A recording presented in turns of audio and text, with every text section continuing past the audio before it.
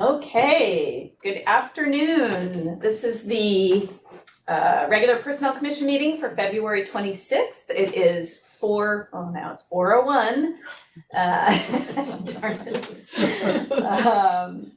And let's see, we'll go ahead. This is an open session. So we will start off with our roll call. And all three of our commissioners are present today.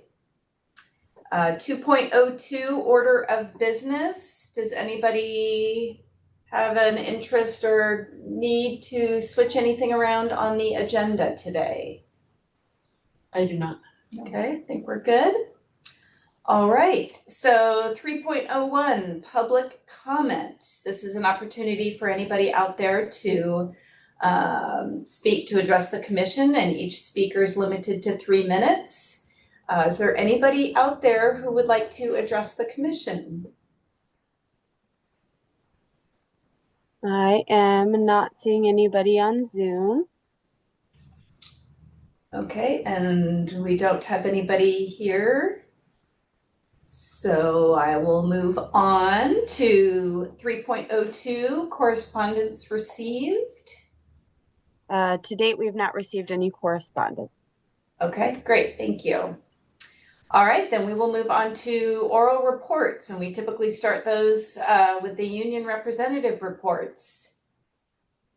Is Rob still out there? Yes, but being a gentleman, I'll let April go first. Otherwise, she'll chastise me. So. Now I'm trying to move to a less loud room. So Rob, you go first. Okay.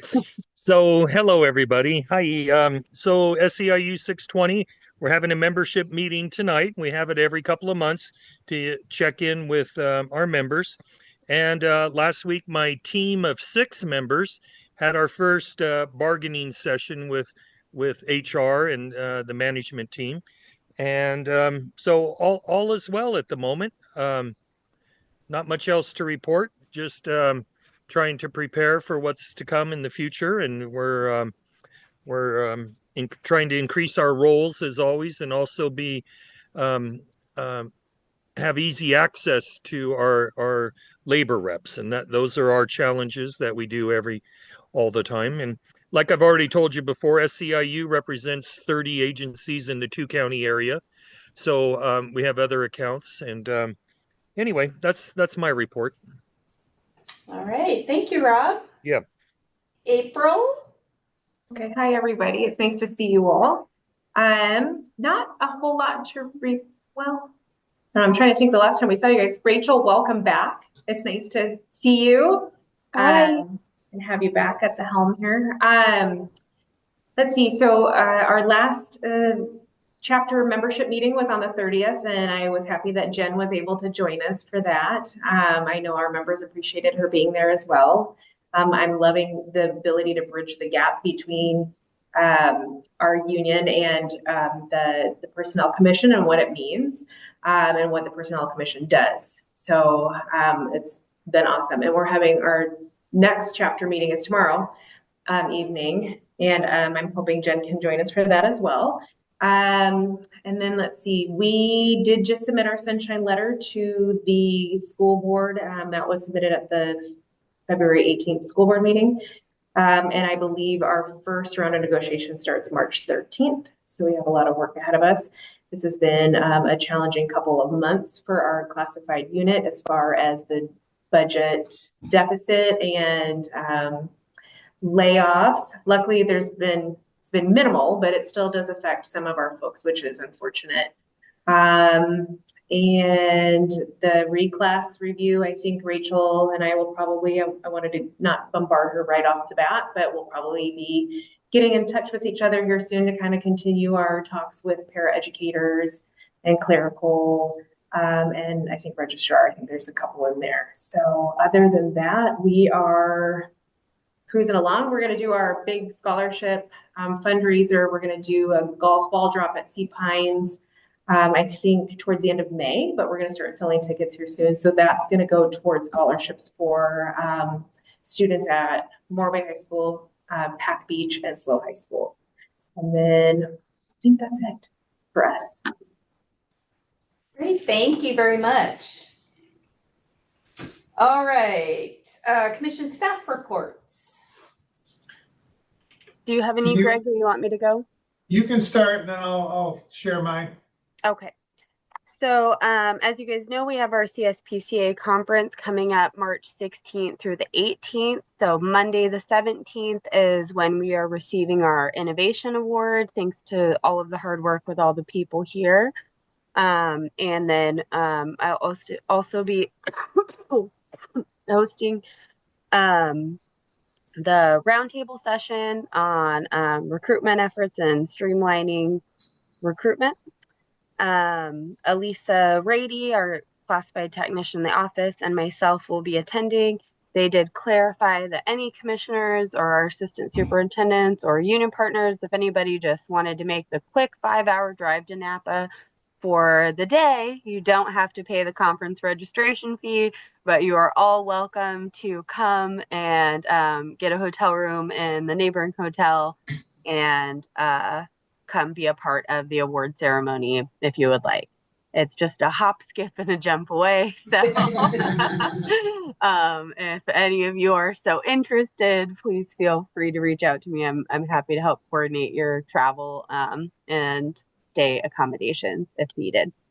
As you guys are aware from the board meetings, the reduction in force notices have gone out. Mr. Puccia and our union partners have met with those affected staff and talked through what their options are moving forward. We also have the HR technician vacancy flying for our classified tech because we did have a resignation. Summer experience is kicking off and it is already rolling in full force.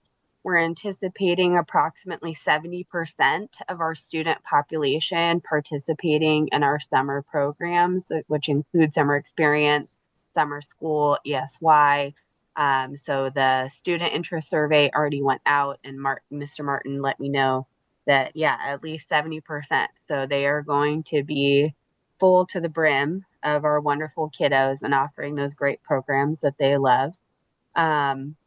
The temp release information has already been going out to our certificated staff as well. So that time of year with all that fun information going out to people and talking through what their options are. Collective bargaining. So we've already had one collective bargaining meeting with SEIU on the 20th. We have some upcoming ones with CSEA and SLCTA as all of the collective bargaining and negotiations roll out. And our Pacific Beach High School won the Distinguished Model Program, which is very exciting and very well deserved from our staff over there. Mr. Dowler is, as always, running an excellent program with those kids. And PBHS has invited me to come over and talk to the students on March 21st about careers in education at San Luis Coastal in the classified and certificated realms. Talk them through how to read our job descriptions when applying, what pathways there are in trade development, as well as continuing education, and host a Q&A with some of those kiddos on what those opportunities look like and how to stay connected with SLCUSD, which we always want to do and always enjoy being able to do. So we're excited to do that as well. And I think that's all from my end. Greg, do you have anything to add? Yeah, a couple. So I do want to, first of all, recognize and we'll talk a little bit more about the resolutions a bit later, but I do want to recognize the classified staff from CSEA that have been impacted by the reductions. I want to thank April and CSEA representation for working with me collaboratively to get together with those folks today and walk them through the process and talk about opportunities that exist here in the district should they so choose. So while it's a challenging time and disruptive, I do appreciate the partnership from CSEA to work through that collaboratively. So hopefully all those folks will land on their feet and we'll be in good shape and hold on to those, be able to hold on to that staff. Rob shared that we had our first negotiations bargaining session last week, and went very well. I think it was positive. We just shared our respective proposals and started to talk a little bit about our mutual interest. And so we've got another session coming up in a few weeks, and we'll have our first session with CSEA in 2 weeks. I think it is the 13th of March. So looking forward to getting together with April and her team and having that preliminary sit down. So so good stuff, and again, hopefully we can come to some positive agreements and some positive outcomes. And so yeah, those are the two big things I wanted to share. And again, thank our two bargaining units for their partnership and membership here. The classified folks in San Luis Coastal have been phenomenal. Really, really very focused on doing great things for our kids, which is a good thing to see, because that's not always the case. So thank you. Rachel, I had one question. Yeah. When you're talking about the summer experience and 70% rate, how does that compare to previous years? Do you know? I only know the year before, just because Mr. Martin mentioned it offhand. So in the staff interest survey the year before, we had about 63% interest from students, and then we ended up having 78% actually participate. So he's projecting, if it continues, we have 70% interest, and we might get pretty close to 80% participation. Right. So yeah, it's great for families that need childcare over the summer. And then it's obviously great for our older kiddos who they maybe don't need that childcare, but they need that credit recovery, or they're doing a lot more emphasis on strand development for athletics. So for our athletes in secondary school, if they want to come, they're on the tennis team, they're on things like that, they can do some skill development to continue on with their sports as they move through junior varsity and varsity in the secondary school. So there's so much to offer in our summer programs that it's really capturing more interest across all grade levels, is where there was a really high interest in our elementary levels for summer experience early on, because it was simply a childcare issue. But now that it's become such a robust program, thanks to Mr. Martin and our executive leadership, that there's quite a bit to offer to all of our grade levels for our kiddos. So yeah, it's growing. It grows year over year. That's awesome. And so there's no thought that any of that will be affected. They're not going to be looking at reducing any of that, as far as you know. At this point, that program is funded by the Extended Learning Opportunity Grant. And it's specific to those programs. They can't be spent on anything other than before after school programs and an intercession of 30 days in the summer. So it's very prescriptive. And obviously, if the state decides to pull back ELOP funds, that'll be a different conversation. But that doesn't seem to be, at least, it wasn't proposed in the governor's budget to be reduced. Okay. Great. I shouldn't say that. I think it is reduced a little bit, but not to be eradicated. Okay. Great. All right, thank you. Commissioners, anybody have anything to report? No, I just wanted to piggyback on what April said. I did attend the CSEA meeting last month, and I plan to attend tomorrow as well. More just as a observer and hearing, their concerns and stuff. But they run a very good meeting, very concise and stuff, and so it was just nice to be part of that, and they were very welcoming. So thank you, April, for that, and I will see you tomorrow.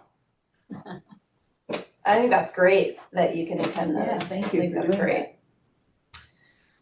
Okay, we are moving on to information item 5.01 Board of Education updates. So at the board meeting on, gosh, I'm sorry, the date's escaping me right now. February 18th.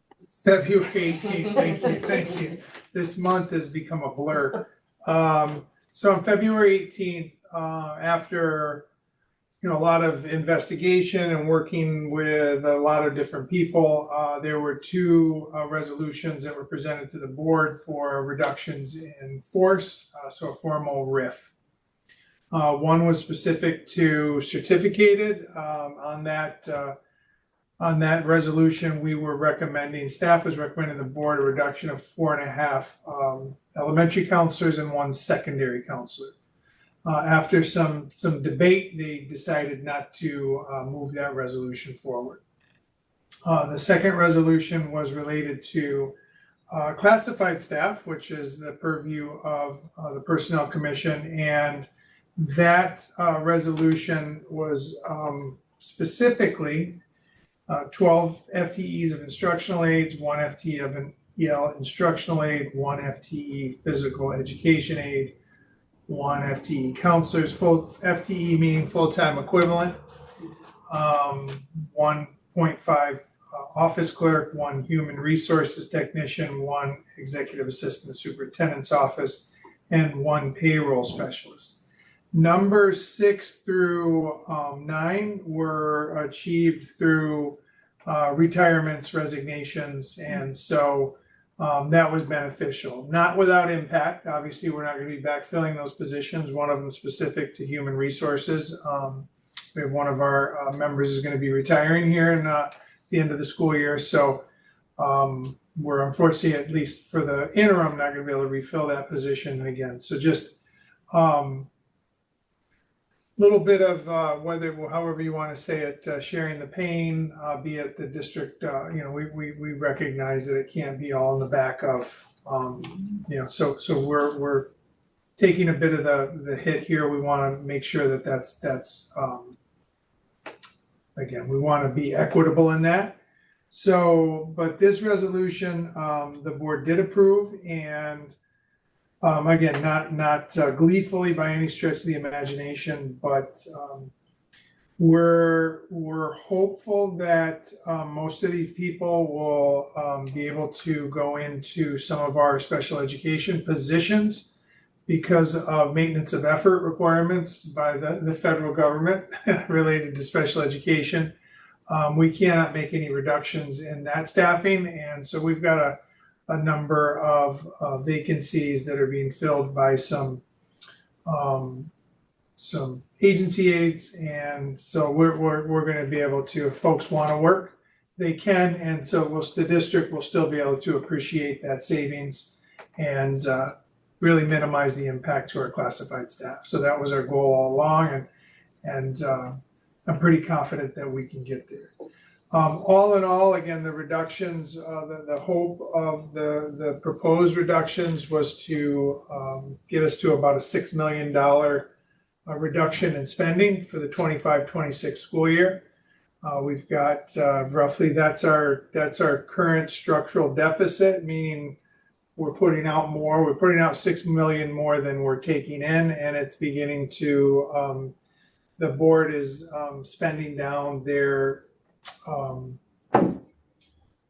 reserves. Their reserves, thank you. The board is spending down their reserves, which the state requires a 3% reserve. The School Services of California recommends that basic aid districts should maintain about a 17% reserve. Oh, is that because that you could get cut that Yeah, basic aid could go away? it's a little less definitive, Yeah. because if you move into traditional Right. school finance, Yeah, and particularly for us, we wouldn't qualify for a ton of supplemental concentration funds. mhm. Where the money that we get from our tax base is just a little bit more than the base funding that districts get. So we're kind of what's considered to be a low wealth basic aid district. But districts that I worked in, Los Angeles County, for example, which had 98% socioeconomically disadvantaged designation for students, so received a ton of supplemental and concentration funds. Our funding per student was, over year anywhere between 28,000 and 33,000, where the state's providing districts, the basic funding is about 14,000, and we're, I think, at 15 or 16. So so you can see, again, we're not, people say, oh, you're a very wealthy district, and that's true to some extent, but so the so we're spending down the reserves, which will be problematic in the out years, and if we continue on that path, next year we're okay. We're getting close. In year 3, we're well under the 3% reserve, and we would get a qualified budget, and then the cuts would be directed by the county. And we really would like to avoid any intervention from the county. Yeah. So, you know, and it's well documented, and I won't beat a dead horse, you know, but the matter of the fact was that as every district in the state is facing right now, probably actually across the entire country, the monies that we received to mitigate learning loss through the pandemic was one time, and we had to bring folks in and add extra interventions and supports, and now that money is gone, we can't quite pay for that, those really nice, that have become really nice services that people have come to expect. And we didn't have those things beforehand. And we're not eradicating those services by 100% by any stretch of the imagination. We've increased our staff since 2019, 2020 by 175 people. We grew 100 students.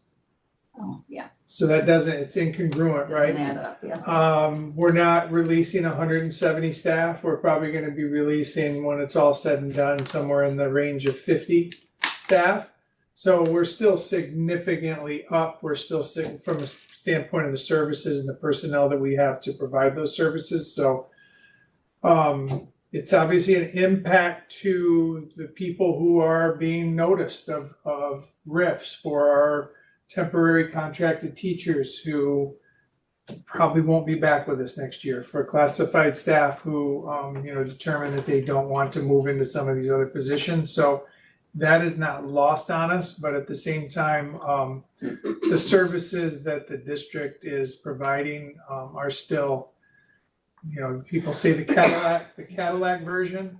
We're probably like a really nice Chevy Tahoe SUV with leather seats, as opposed to the Cadillac version of it. Still very nice, and again, I think this will allow us to continue to provide top-notch education for our kids, and maintain some of those social emotional services that were really added, and interventions that were added through COVID. So the sky is not falling overall, and we just need to tighten our belts up a little bit and make some small adjustments. So, but those were the two actions that came out of the board meeting on the 18th, and I've gone into action. I think I shared earlier in my report, I've sat with classified staff that will be impacted by this, and trying to make that, we're trying to keep the human and human resources, and meet people where they are, and make sure that we can help them land in a good spot. So so we'll continue to work through that. We'll continue to determine what staffing looks like in the spring, and work with our sites and departments to backfill staff if needed. I don't think it'll be a real busy hiring season for San Luis Coastal this year, but there'll still be a lot of work for us in HR as far as just the moving parts related to having to shift staff around and move staff into different positions. So it'll still be very busy for us, but in a different way.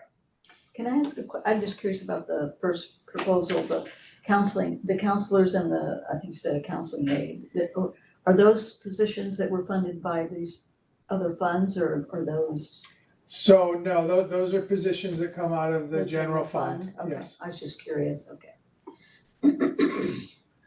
And the interesting piece with that, there was a narrative that we were eradicating counseling services. We were just reducing counseling services. Each of the elementary schools still would have had at least a 50% counselor based on need. We were looking at some of our like C.L. Smith and Hawthorne as potential schools. They're a little bit bigger, just some different demands on staff there, and kids have a little bit of different needs that they maybe would have had a full-time counselor, But again, we never quite got to that point, obviously, so. Not an eradication of those services by any stretch of the imagination. All right, thank you for that update. Anybody have any other questions? Okay, we are moving on to action consent. So 6.01, approval of the minutes from our regular PC meeting of January 27th. And as usual, I think they were pretty accurate. Anybody have any comments or questions on those minutes? I do not. I didn't either. Irene, you're good with them? Good with them. Okay, do I have a motion? I will make a motion that we approve the minutes from the January 27th, 2025 Special Personnel Commission meeting. And I second. Okay, all in favor? Aye. Aye. All right, those pass. Oh, let's see if I can get out of here. Okay. And then 6.02 personnel action items. All right, so as Mr. Puccia indicated, still lots of work happening out of the HR office. So our most recent regular item from 218 goes over some of the hiring and separations, a lot of limited term assignments while we figure out exactly what direction we're headed in the long term. And as we go into our report of testing, if I can move this little fella. We're still getting lots of great applications for our positions, still finding lots of creative ways to get out there, do our recruitment, still lots of recruitment in our food services and our maintenance areas for our culinary lead and our custodian. We did update the food service worker 1 and 2 in the January tab because some of them closed out after our last meeting, but still within the month. So we did fill both vacancies in the FS1 and FS2 positions for Miss Primer. So as always, lots of credit to Miss Reedy in our office and the work that she's doing to get all of those positions done and filled. Absolutely amazing work done on her end. All right. Okay, I think that brings us to 7.03, advanced agenda items. Okay, so we have a busy couple months coming up for us, Commission. As April mentioned, we still have a couple second readings to do for our paraeducator series, our registrar series, our office assistant series, and finalizing some of those things out.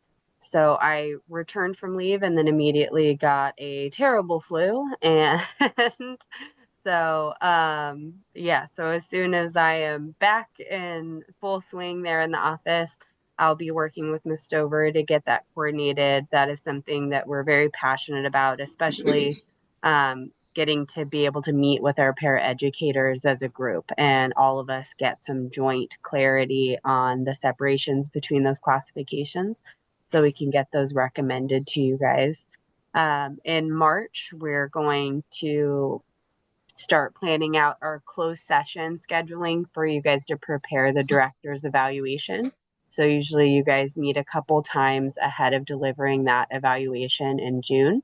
So we will get together and schedule how much time and when it works for you guys to meet. Usually you guys meet a little early before an open session and kind of collaborate on that evaluation.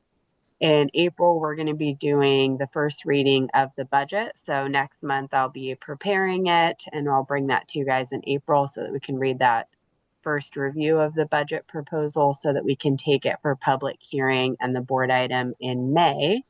And then in June, you guys will deliver the director's evaluation in closed session. And we will also in open session be setting our goals for the upcoming year. So all of that stuff is going to start stacking up pretty quickly here in the next 4 months. So we'll have a busy couple months ahead of us. We are also still wanting to do some site visits as all of the measure improvements are happening district-wide. So we'll work with Mr. Bonin on when and where that would be most feasible and appropriate to go out and see. I know that they're excited to show off the grounds at Pacheco when those are ready. That's something that's getting pretty close here, so they're excited about that. And they're going to be working on the field out at CL Smith. And so we can go and check that out. So once everything gets a little closer and it's not all just rubble, then we will get out there and take a look at what they're doing with our sites, because there's some pretty amazing stuff happening out there. So that's all I have for the advanced agenda at this moment. Is there anything that the commissioners would like to see on advanced agenda items? I would just request that if it doesn't work for us to get out to any sites, I know Mr. Bonin has done presentations for us where he at least gives us an idea of what's going on out there. I don't know if that's, if you could just think about that, like if it doesn't, because obviously we don't want to disrupt things going on, but just even an update if things aren't ready to go, something where he can show us.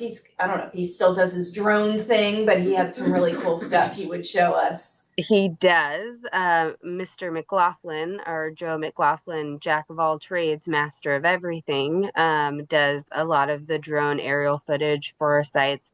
And they have recently revised all of their measure planning schematics. So all of their beautiful drawings that that they have for all of their upcoming plans, and for the eventual progression for Laguna to go from 7 through 8 to 6 through 8, and what that site would look like and that growth. So I'm sure that Mr. Bonin would love to show you guys that stuff, because that is his favorite stuff to show people that not everybody is always very excited to see. So I'm sure he would love to be able to do that for you guys. So I will reach out to him to see when he would be available, if he'd like to come do that at our next meeting or the meeting after. And I'm sure he would love to sit and chat with you guys about it.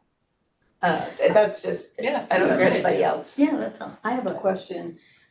Rachel, for the paraeducator testing for these employees to move over into those positions, do we need to approve that you're gonna modify that, or is that something you're gonna bring back to us, or is it just something you'll do in-house? It's not an action item that requires approval.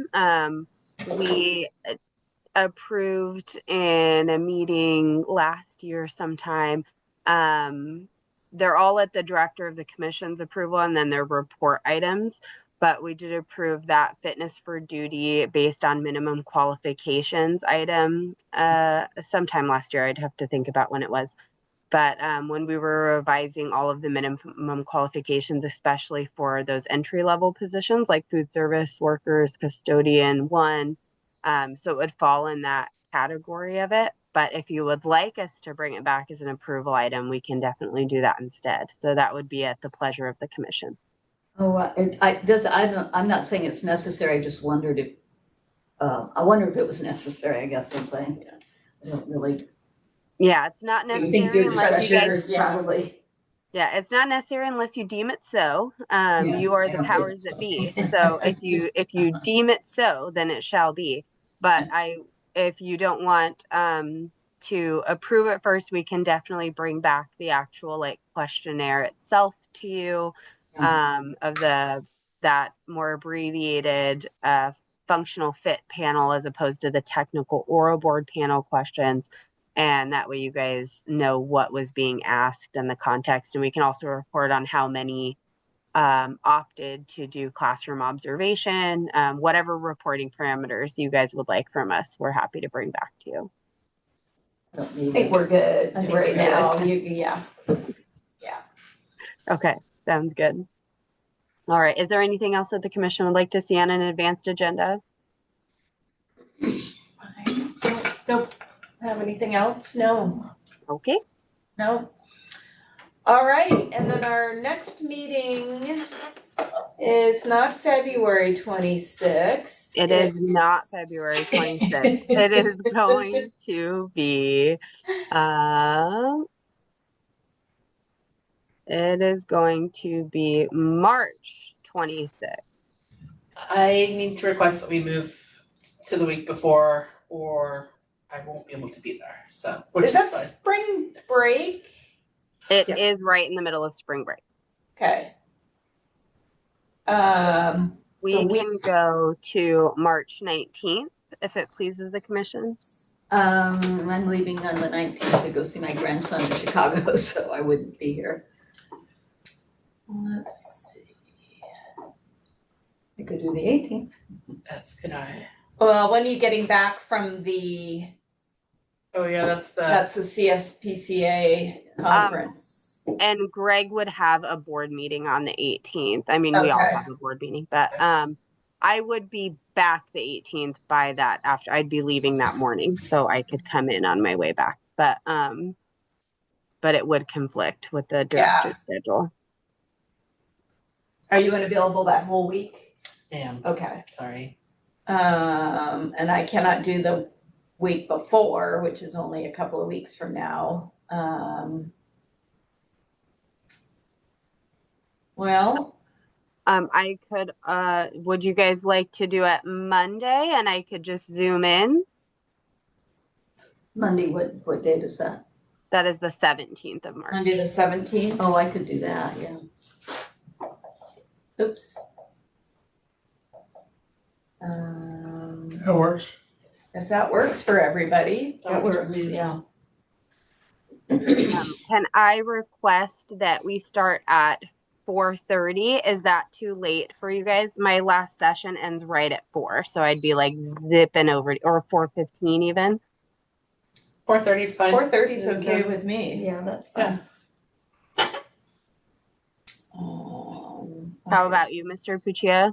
Is That's that too good. late in the day? Okay. Past my Past your bedtime. nap time? We drag him here pretty early and he ends up staying here pretty late, so I don't like to add on to either side of his day. Okay, so that's Monday, March 17th. Monday, March 17th at 4:30 p.m. All right, I will revise the calendar that goes on the website, and then I will also send out new calendar invites to the commission and everybody that's already on the calendar invites, our union partners and such. Thank you. All right.